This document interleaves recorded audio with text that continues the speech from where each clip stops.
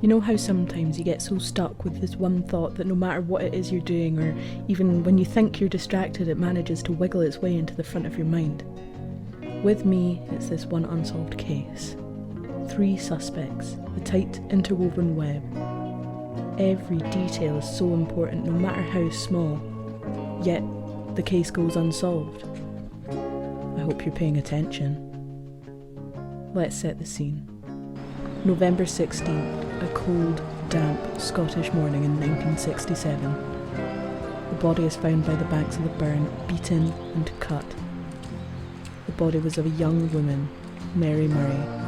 One thing was clear, this was a deliberate act of malice, a murder, and the suspects were as follows.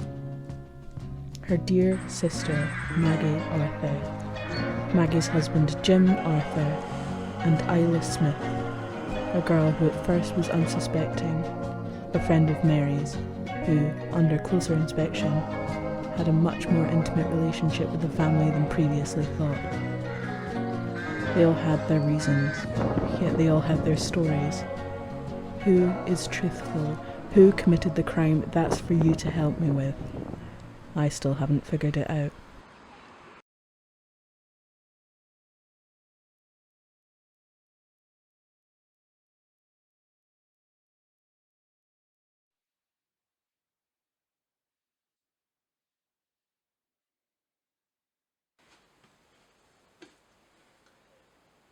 She's my best friend. I feel like I should say that before we get started. In fact, I remember the day that it happened.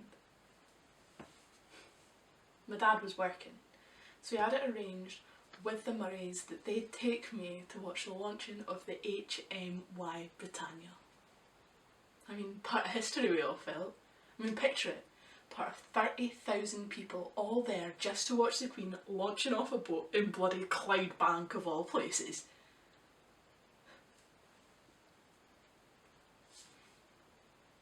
And there she was, with me, and I'd never seen such a pure form of excitement in anyone before. The way she grabbed hold of my hand and got up on her tippy toes just to catch the smallest glimpse of Your Majesty the Queen.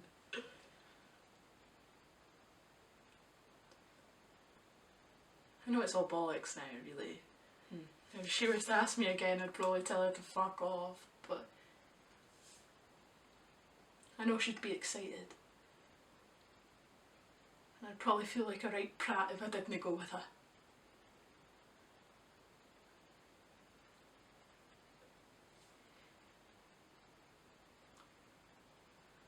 I'm sorry. I know that's not the story that you're looking for. Wednesday. I'm no stupid, I know when it happened. Look, Isla, I'm not mad. Isla. Isla. What? What, you're disappointed? I don't want to hear it. I've had enough of you and your bratty wee sister. In fact, done with the whole lot of you. Maggie had come to your house. She came feigning niceties. And this wasn't the case. Someone had told her. Mary had told her. She had this right jealous streak.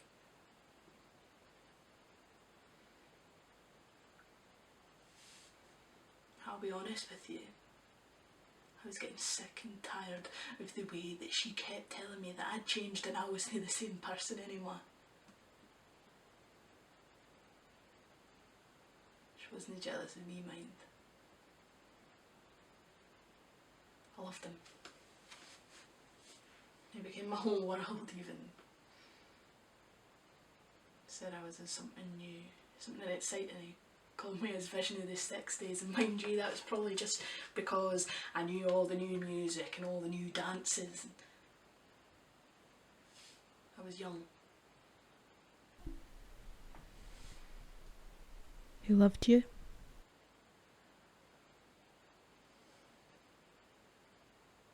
I don't know. He could have, if she hadn't found out. Maggie or Mary?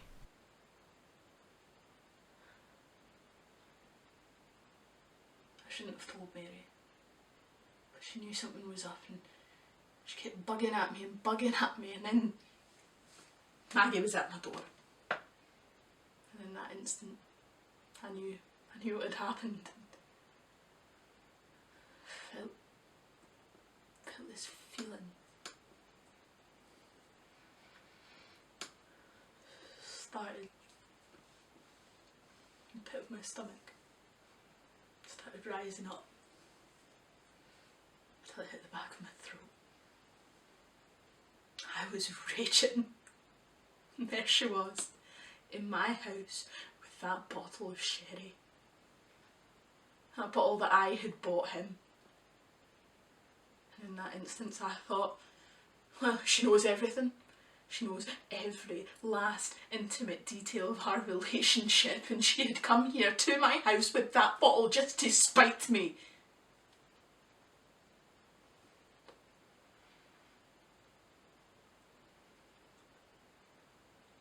I left it there. In my house.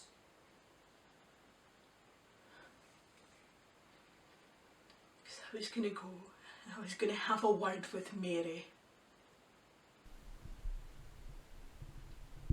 What stopped you?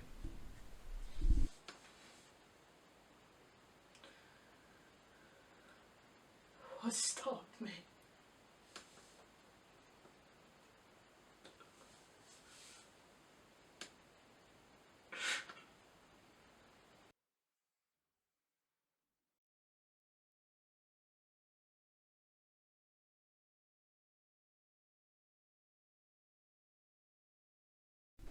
Wednesday. The 15th I've told you. Nothing was different. But nothing was normal, you see. I woke up and he wasn't there, and it's not that I was expecting anything different. I was so lonely. And it was so cold. Wind was rattling the windows. I distinctly remember sitting up and telling myself that before I go to Mary's I had to wrap up warm. So you saw Mary that day? The day before she was found, yes. Like normal. The day before the brutal murder of Mary Murray, Maggie Arthur recounts how she had went to visit the victim in her flat. She left hers and, remembering to wrap up warm, brought a bottle of sherry along with her. Bottle in hand, she left the house. I slammed the door when I left. I wasn't angry, I was so frustrated. He was supposed to wake me up before he left. He stood there and he promised to wake me up so that we could kiss and hold each other and just be together for one moment, and he never. In fact, he must have gotten up extra early, and I think that's what really hurt. State that for the record. That's my husband, Jim Arthur. In fact, I think that's why I wanted to see Mary that day. I just really needed any form of comfort. You went straight there to talk and straight back after. Correct. Then why do we have an account here that says at some point during that day you appeared at the house of a Miss Isla Smith?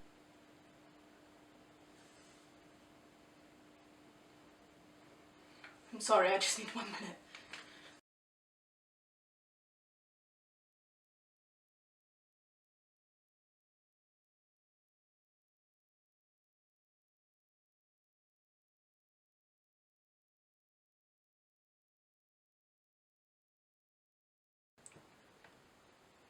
Was at work. The usual for a Wednesday. You didn't see her that day. Mary? What would I have? And what about Isla Smith? I see. There's a couple of things you need to know about her. You said what? He says that he thinks that you would have done anything in your power to keep them together. That you were obsessive. Obsessive?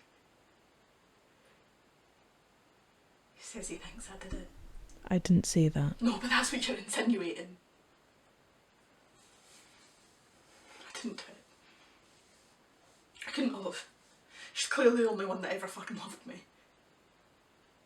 And I loved her. I should have just told her that.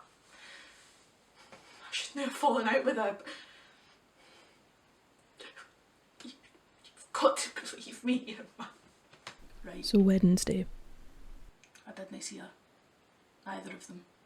The only people I saw that day were Maggie and everyone at work. You left early though. I wanted to earn some extra cash. Surprise Maggie by buying myself one of the wedding bands. See, she loved me more than anything and I would do anything in my power to keep it that way. I'll admit, I did something stupid. You shouldn't commit acts of harmless fun with someone who can keg you when your back is turned. But let me put it this way. There are two paths home. One is sturdy, reliable, and you've taken it every day since you were a teenager. But then someday someone tells you that there's a secret path, a shortcut through the woods. You'd take it, wouldn't you? Just to see what it was like. Enjoy the scenery. It didn't mean anything to you. Not the same. I knew it had to stop before anyone found out. Anyone else. You knew that she knew. Isla was quite involved herself, sir. And if you don't mind me saying, I don't understand what my relationship with Miss Smith has anything to do with this case. Because you knew that she knew Jim.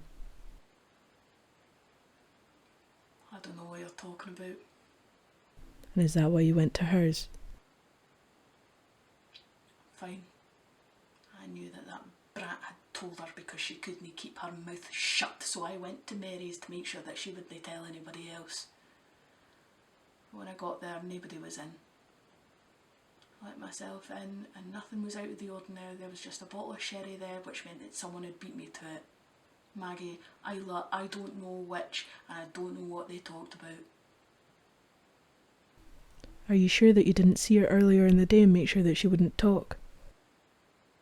I've answered your questions. I went there was nobody in, that was it. Mary was a part of my family, if not by blood, but by marriage, and I would do anything to protect my family. And I'll be honest in saying that I do not like your tone, so if you are done with the questions, I am leaving. One more thing.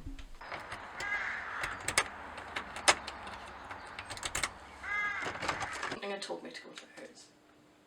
So you did go? I did, before I went to Mary's. Why? I don't know if I'm honest with you. It's just this strange gravitational pull leading me to her front door, and I don't know, maybe I thought I'd find him there. Not that I'd do anything, I knew that something was going on between them. She was like this fresh spring lamb and made me look like I was in the autumn in my years because she knows who the bloody Beatles are and she has a fucking job. And then I remembered the conversation after conversation that kept me in the boring monotony of my life, reading page after page of fucking Agatha Christie keeping a perfect home with a perfect husband. And it's not even that we had loads of money, he just kept us afloat, bobbing along, but I was so smitten, I always have been. And he had these traditional views. A woman, one Maggie, for that SNP in Motherwell.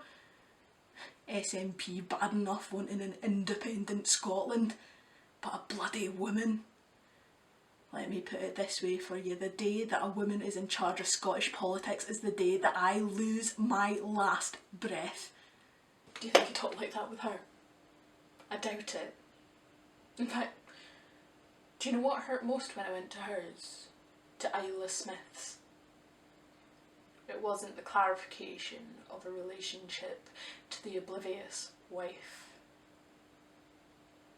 It was the fact that Mary knew, and once again I was left there alone, just like I had been in the bed that day in my little sister's pal's house. And I was even more frustrated. And in a bid to continue this little story that I'd been playing out for years, I went to Mary's because I just wanted any form of comfort. Did you see anyone else there? Not at Mary's, no. It was just her. For the last time, I suppose. In fact, she looked worried. I'm sure she could tell that something had been going on. And she told me she was going on a walk later that night, which I found strange because of the weather. It was absolutely Baltic. But she looked at me and she squeezed my hand and she flashed me this smile, and in that moment all of my fears, all of my worries, even all of that frustration and loneliness just left.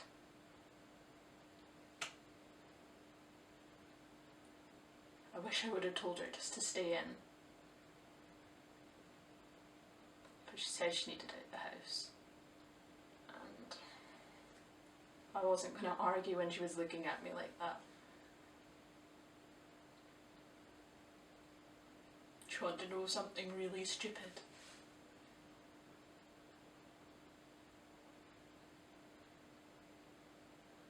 I'd stand by him through anything. Jim. Anything at all.